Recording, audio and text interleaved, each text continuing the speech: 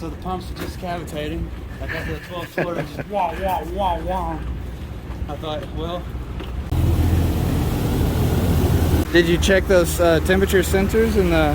Got another vlog coming in, and we've got a really busy day. We've got an IntelliPack call. I'm gonna be running here a little bit later. We got a technician on site there who's been having trouble, ended up having some fire panel trip issues. It's been a little bit of a thing, so I'm gonna go over there later. But first, I have a couple of meetings. I got a training committee meeting. I'll talk about that later. I've also got some reviews and stuff I gotta do. We've also got our overhaul starting tonight. I won't be able to participate in that. I got a lot of stuff going on, and I can only have so many guys on site to begin with, and I really got to have the guys I do have training on that. Anyway, so I just sit tight for the day. Hang on, grab your seatbelt. It's gonna be a rapid one. Anyway, got my coffee, got a breakfast burrito. Let's go. As it always happens, we had a slight detour. I had an old York screw, was having trouble. It's got a bad harness on the sensors. Got that diagnosed, and not a whole lot I'm going to be able to do for them right now, but they've got it to the point it'll stay online. Anyway, wrapping up here, we're going to move over to downtown next, look at that IntelliPack. All right, here downtown. Place called it's been dubbed Bum Piss Alley, actually, because it's a very nasty place in general, but it's one of the few easy to park places around a whole cluster of properties we service.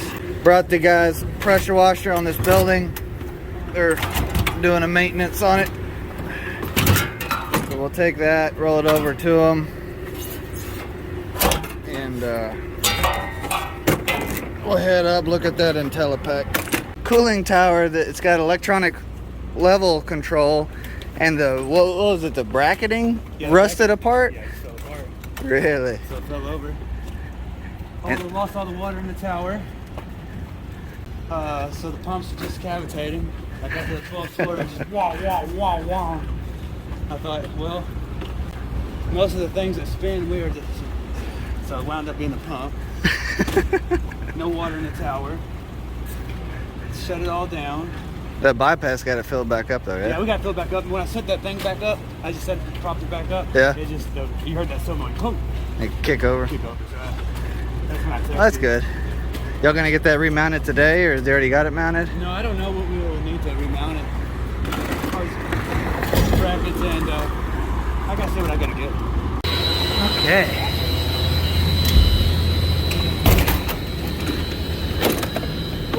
There we go. That's that there. Nice view of downtown. Yeah, so that's that level sensor. Yeah, sure enough, you can see it looked like they had what, plumber's strap or something. Yeah, or duck strap. Yeah, they got all that kind of half-ass freak in there. Rusted apart. I mean, theoretically, if at bare minimum temporarily, you could do that back like that, just to get it functional, and then we could always quote a more proper repair. I've got some of that strapping on my truck if you want it. You can see what here.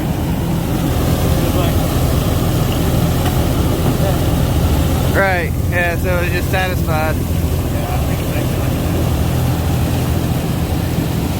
Pretty wild. Open loop tower too.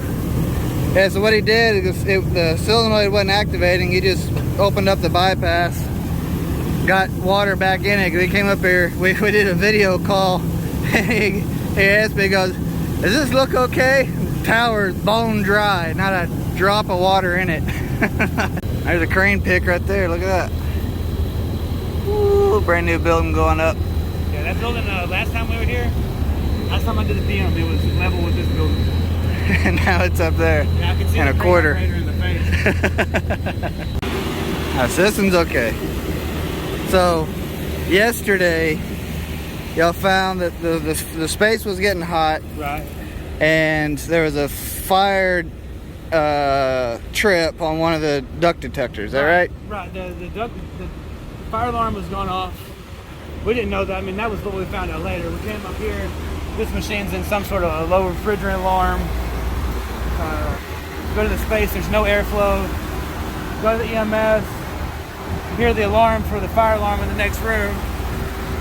Go set the fire alarm, and that brings the airflow back. And we still have the issues here of the low refrigerant trip. Check the sensor. It's like leaving water temperature, leaving evaporator temperature is probably 10 degrees outside of what it should be. Like, yeah. To be calibrated. So troubleshooting this, we keep getting a loss of charge, not consistently but randomly. But one of the things he noticed yesterday, the entering and leaving temperatures on circuit 2 were way off. And see, like right now, look at that. We're showing a 50 degrees sat. Now the circuit 2 is having the problem, right? Yeah, yesterday those numbers were, they tracked with each other. They were always the same. And see, so this is different. And then today they're not so much. Interesting. Well, right now we showed 26 degrees of differential, which that should be our superheat, but I mean we were well below that yesterday, yeah? Yeah, yesterday we had like a maximum 3 degrees superheat at any given point. Our leaving, what we would calculate our leaving temperature would have was like 45. Did you check those temperature sensors and they look okay? They look okay. The wires are all connected up. Interesting. I took it out. I'll tell you what, let's go ahead, let's get gauges, we'll hook up, we'll see what the actuals are, and then compare that to what the display says and see how far off we are.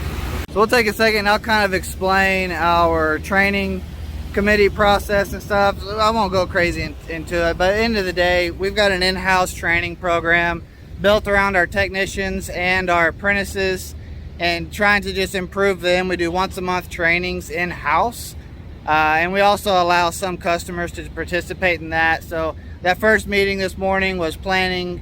We planned those 3 months in advance. Something we've done as a company to really try to help continue to develop people and technicians and things beyond school and really keep that process rolling. If you are interested in being an apprentice, or say you're a residential and you might want to come work on some of this big commercial stuff, say you'd like to stand on this rooftop I'm on right now, come talk to us, send me an email, something. We've got positions available all the way from I'm still looking for a supervisor all the way down to apprentices level.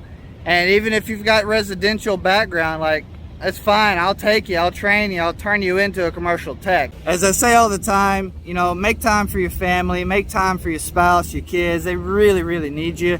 It's a crazy time of the year. It's really hot, it's really hard, just doing what we do. We work crazy hours. I do, my team does, we all do. But what has to take priority is we have to make that time for our families. Just end of the day, you've got to make that time. You got to put that time in. You're never going to have that time. You literally have to make it. If you want to support the channel, feel free. There's links in the description. I really appreciate all the support that I get. I love the interaction that you guys give me as well through comments, emails, whole 9 yards. I just found one issue. This is RTU 1. RTU 2 got a ton of water dumping. So that they found was this whole bottom cavity was full up and the drain pan didn't hardly have anything in it. So you got your coils here, your blower there. For some reason, the static set point got changed to 2 inches on the automation. And so I've got them looking into that and gonna be adjusting that back down. See, look at that. That's foaming up pretty good. Don't like that. That line is ice cold. Yeah, just based off of that alone, that whatever superheat that was saying we had, we do not. That one looks a lot better. Circuit 1 doesn't look near as bad. Circuit 1 hadn't been the one giving us trouble though either. It's been circuit 2. And like I said, just based off of that side glass, we're flashing refrigerant out of that oil. They also said there's a leak here. Oh yeah. Yeah, right there at that joint. So this is a real common place. It's a real common place to get leaks. It's right there where these micro channels convert, where the aluminum transfers to copper. They put that on there to protect the joint and keep it from weathering and stuff like that. So you cut that rubber boot off, and I guarantee you that's what the leak is. It's very, very common to see. Same thing there. Oh yeah. Okay, yeah, no, we definitely got to get those fixed. Write those up. Anyway, look at those side glasses, Curtis. Yeah, they're flashing. Yeah. That's you feel that suction line too? That's what you call beer can cold right there. A slight bubbling usually isn't that too big a deal, but whenever you're just straight foam, negative. Well, and the other issue is this big of a pipe. You want to take that reading down here. I didn't mention that earlier, but you have to be careful because it can play a factor. We may move that here in a second, but yeah, subcool's up pretty good. We're gonna do an experiment here. We're gonna move this down. So right there. So we were up here. Now we're down here.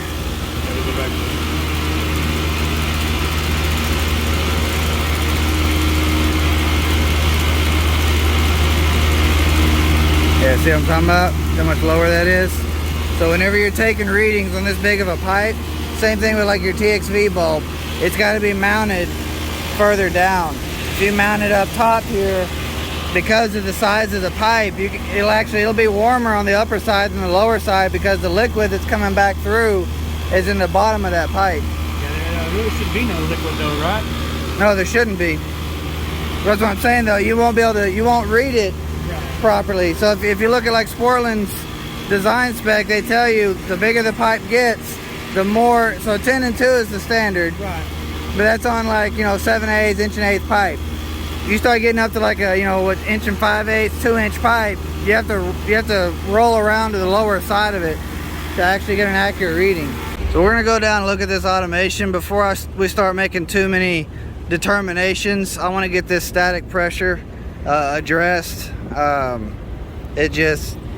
don't know. It's pretty weird. We're not getting proper superheat at all, and I want to be cautious trying to adjust too much before we get that static and other external items where they need to be, because I'd rather just see the system run 1 inch of static, or even I think they've had it run 1.2 in the past. I'd be happy with that.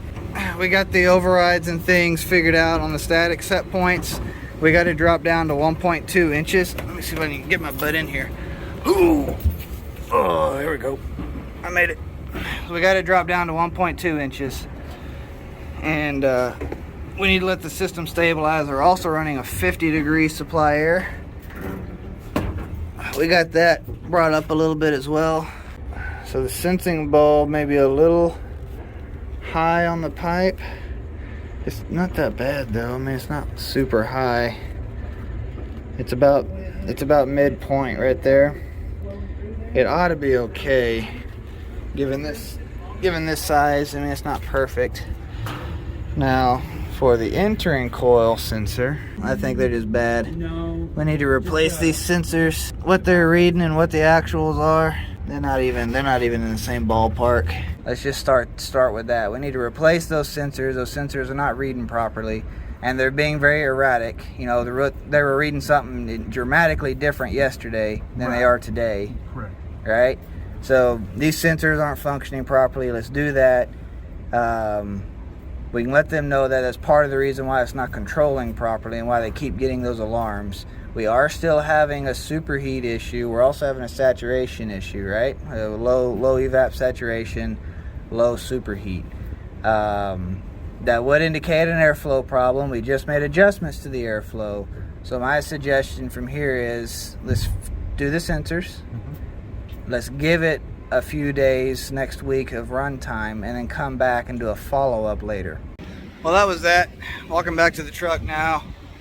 We've got to, I got to sit down and get some things figured out. I got paperwork probably most of the rest of the afternoon.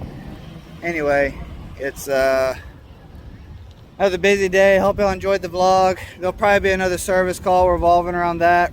A long list of things on my agenda to get done today, so I'm nowhere near done with enough of them.